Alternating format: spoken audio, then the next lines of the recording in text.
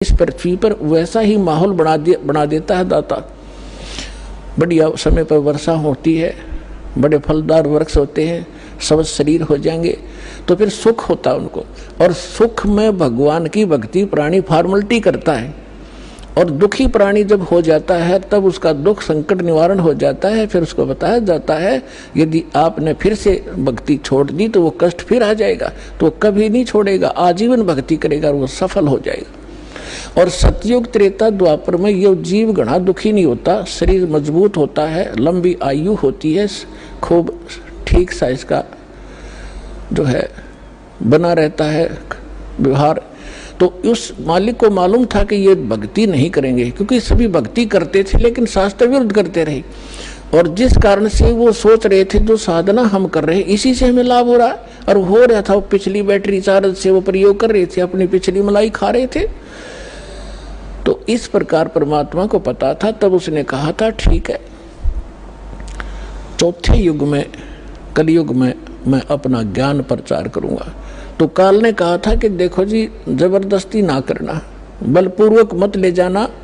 आपके ज्ञान को कोई माने, समझे, स्वीकार करे और आपकी भक्ति करे तो वो आपके हों।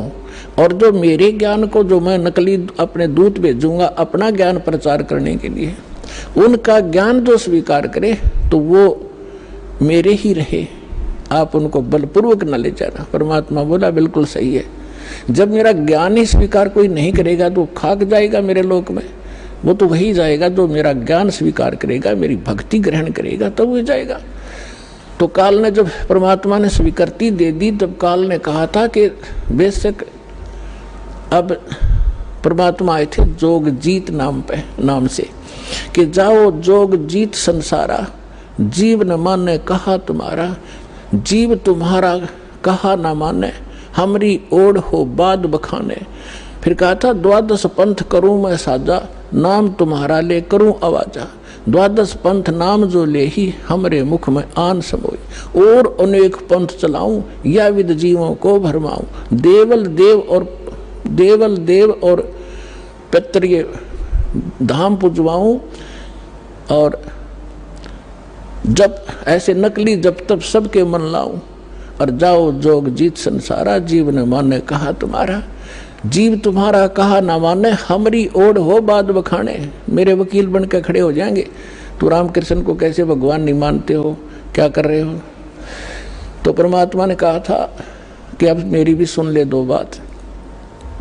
चौथा युग जब कलयुग आई, तब हम अपना अंश पठाई, काल फंद छूटे डर लोई। जो जितने तू बकवास कर देगा, जितने तू ये भ्रमित करेगा, बंधन बनाएगा, काल फंद छूटे नर लोई, सकल सृष्टि परवानी खोई। ये परमात्मा का वचन है बच्चों, कोई डूम भाट के गीत नहीं है, समर्थ के वचन है।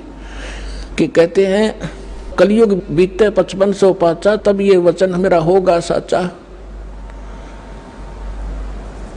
और कलयुग बीत जावे जब एता, सकल सभी प्राणी और परम पुरुष पद चेता। अब परमात्मा ने कहा था कि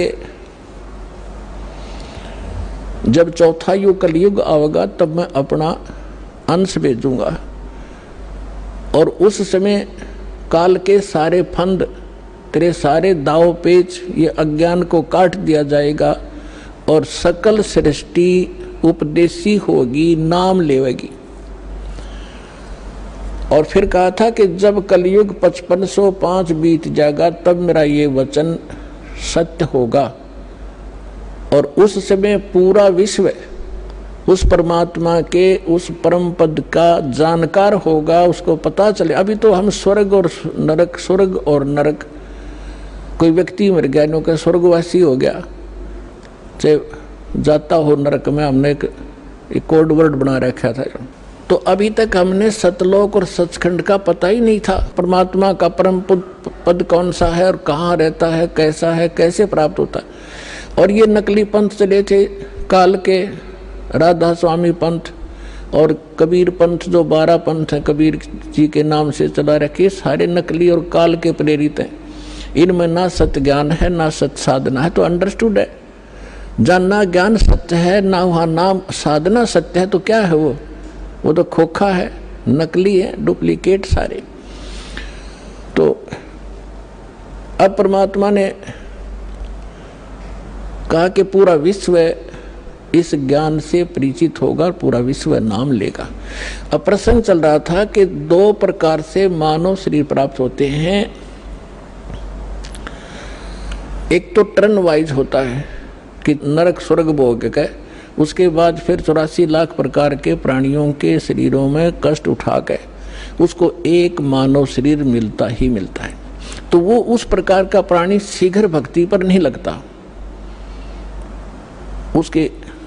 उसके अंदर एक ऐसा गुण होता है, अवगुण होता है, वो बहुत ही देर से बहुत समय लगेगा उसमें, लेकिन मालिक की दया, जो दास ने कल उदाहरण दिया था उस तरीके से उसके ऊपर असर होता है। वो भी तरीका मालिक उन बच्चों के लिए भी अपनाएगा अब।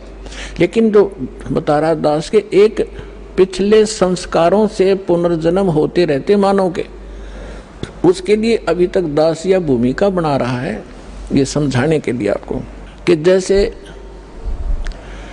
आप जी को प्रथम मंत्र दिया जाता है, पहले परमात्मा ने इस प्रथम मंत्र में केवल ये बीच वाले 5 नाम ही दिए जाते थे। और ये काल के पंथ, जो राधा स्वामी पंथ और इससे निकले हुई जितनी शाखाएं हैं, ये 5 नाम देते हैं। और वो कौन से नाम? 5 काल के, यूजलेस, ओंकार, रंकार, ज्योत निरंजन, सो हमर सतनाम। सतनाम कोई जाप है, ओंकार रंकार ये कोई जाप है? ये 5 नाम थे जो दास आपको प्रथम मंत्र में बीच के 2, फर्स्ट एंड लास्ट को छोड़कर, ये पहले नहीं दिया जाता था, इसलिए इसको अभी तक गुप्त रखा था। ये कंप्लीट कोर्स है। और वो बीच वाले जो मंत्र हैं वो आपको संसारिक सुविधा यहाँ की उपलब्ध कराएंगे, क्योंकि उनका टैक्स देंगे। ये पूजा नहीं, साधना है। साधना और पूजा में अंतर होता है। जैसे हम पूजा करते हैं परमात्मा को पाने की, तो हम परमात्मा को पाने के लिए जो भी प्रयत्न करते हैं वो साधना है। जैसे हमने, हमारा पूज्य है जल, हमने जल प्राप्त करना है, तो जल प्राप्त करना जमीन के अंदर है, तो हमारा जो पूज्य है, इष्ट है, वो है जल। और उसके पाने के लिए, जल प्राप्त करने के लिए जो भी हम क्रिया करते हैं, बोकी लगाते हैं, पाइप डालते हैं, फिर हैंडपंप लगाते हैं, तो वो हमारी साधना है, वो पूजा नहीं है। उसको पाने के लिए जो हमारा पूज्य है, हमारा जो इष्ट है, वो तो जल है, उसके लिए जो प्रयत्न किया गया वो साधना है और वो पूजा है उसको पाने की। तो इस प्रकार इसको पूजा और इसको समझना। हमारी आस्था तो जल के अंदर है, उन इंस्ट्रूमेंटों में थोड़ी है, और उनके बिना वो मिले नहीं। तो इसी प्रकार ये जो प्रथम मंत्र आपके दिए जाते हैं ये साधना है।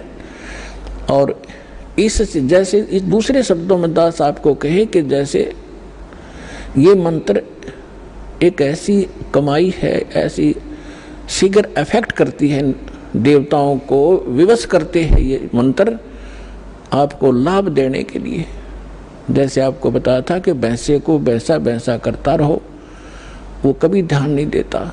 आप वैसे गुण गाए जाओ, जय गणेश देवा, माता थारी पार्वती, पिता माँ देवा, हम घोट रखे थे हमने, ये कभी नहीं सुनेंगे। और इनका एक मंत्र दे रखा है आपको, उसका जाप करो, तुरंत अटैक होगा उनके ऊपर जाके और सतर्क होंगे। क्या हो गया बच्चे को, क्या डिमांड है इसकी, देखो इसका अकाउंट कितना हमारे इसमें, उस तुरंत उसका राहत दी जाएगी।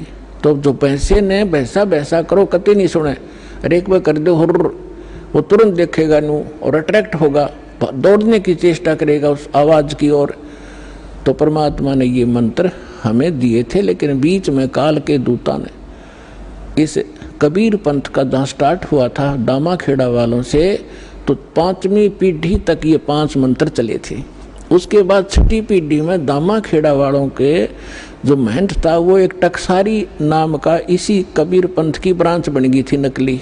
उसने भ्रमित कर दिया कि तुम बात करते हो सतलोक की और सचखंड और सतपुरुष की, और पूजा कर रहे हो तुम देवी देवताओं की, ये कहे कि भक्ति है तुम्हारी। तो भ्रमित हो गया, उसको ज्ञान नहीं था। छठा पीढ़ी वाला था। उसके बाद फिर उन्होंने एक शब्द सेलेक्ट कर लिया जो कबीर सागर में लिखा है, अजर नाम अमीर नाम पाताले सब सिंधु नाम यही हंस का काम। ये कोई मंत्र है? ये तो एक श्लोक शब्द है। तो इन मंत्रों से इन आपकी पूजा नहीं है। पूजा हमारा कबीर देव पूज्य है, उसको प्राप्त करना, सतलोक हमारा प्राप्त करना उद्देश्य है। और ये साधनाएं हैं, ये इंस्ट्रूमेंट हैं, ये प्रयोग करने ही करने पड़ेंगे।